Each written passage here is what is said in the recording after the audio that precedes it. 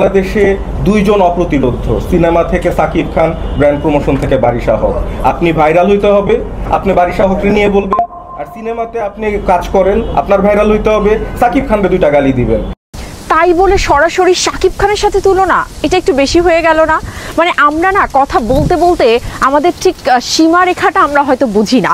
সামনে কয়েকটা বুম চলে আসলে আমরা আমাদেরকে জাহির করবার জন্য উদ্গ্রীব হয়ে থাকি। এই জন্য অনেক সময় পাগলা হাওয়ার জোরে, ও গড, বাতাসটা বুঝতে পারছেন, মনে হচ্ছে আমাকে উড়িয়েই নিয়ে যাবে। তো এরকম পাগলা হাওয়ার মতো মানুষও পাগল হয়ে যায় কিছু বলবার জন্য। তো ম্যাডাম এবং আরেকজন ম্যাডাম, দুই ম্যাডামের কিছুদিন যাবত অনেক মানে কি বলবো, মানে ফেসবুকের মধ্যে তবলা বলুন, ঢাকঢোল বলুন, অনেক কিছু চলছে, আপনারা সবাই জানেন। বাট এখন পর্যন্ত কোনো সাকিবিয়ান বা আমরা কেউ বা আমি কখনো এটার মধ্যে ইন্টারফেয়ার করতে যাইনি।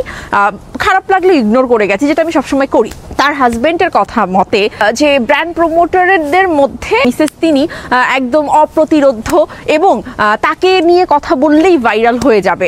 একটু বলে দিই ম্যাডাম, হ্যাঁ আমি কিন্তু মোটামুটি যারা আমাকে ভালোবাসে তারা আগে থেকেই চেনে, ঠিক আছে? আপনার নামটা এখন বলে ভাইরাল হওয়ার কোনো ব্যাপার নেই, ওকে? সো আপনার নাম বললে ভাইরাল। এবং আরেক জায়গায় অপ্রতিরোধ হচ্ছে মেগাস্টার শাকিব খান, তাকে গালি দিলেই ভাইরাল, আপনারা শুনলেন। তো বিষয়টা হচ্ছে যে আপনি আপনার জায়গাটায় থাকুন না।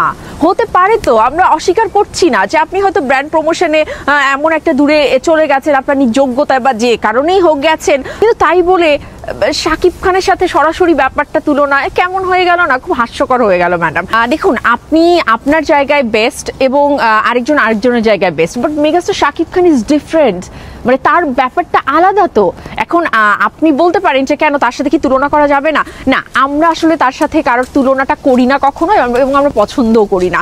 স্পেশালি যখন আপনি কথা বলছেন আপনার বিষয়ে, তার সাথে তো এটা শাকিব খান ব্যাপারটা যায় না। এটা আমার মতামত, এবং আশা করি সাকিবিয়ান আপনাদের মতামত জানাবেন। তো এর পরের বার আপনি বা আপনার হাজবেন্ড যখন কথা বলবেন, তখন একটু যদি চিন্তা ভাবনা করে কথাগুলো বলেন তাহলে একটু ভালো হয়ে যায়।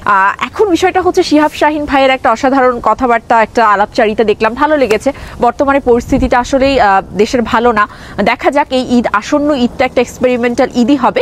তবে আমাদের ভালোবাসার দর্শক, সাধারণ দর্শক কিন্তু এই সময় দাঁড়িয়েও না বিনোদনটা কোথাও পায় না। আমাদের দেশের শিল্প সংস্কৃতি ওয়াইজ আমাদের বিনোদনের একমাত্র জায়গাই হচ্ছে সিনেমা। সো সেই সিনেমা মানুষ দেখতে আসবে, এটাই আমি আশা করছি।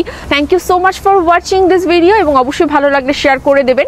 আর অবশ্যই প্রে করছি বরবাদ খুব ভালো করে আসুক। আর যারা বরবাদ ঘিরে একটু ঘোলা পানিতে আবার মাছ শিকার করতে নামছেন, বিভিন্ন জায়গায় দেখলাম যে পরিচালককে গালাগালি করে কথা বলছেন, এই কাজগুলো কিন্তু রাজকুমারে করেছিলেন। তো যেটার আসলে ভয়াবহতা কিন্তু খানিকটা আমরা আঁচ করতে পেরেছিলাম। একদমই আগেই কোনো সিদ্ধান্তে যাবেন না, তাকে সিনেমাটা আনতে দিন। সিনেমাই হচ্ছে আসল প্রোডাক্ট, যেটা কিনা আমরা দেখবো হলে বসে টিকিট কেটে। তো সেটার জন্য অপেক্ষা করুন, এবং তিনি অবশ্যই আশা করছি খুব শীঘ্রই তার মার্কেটিং শুরু করে দেবে। টাটা।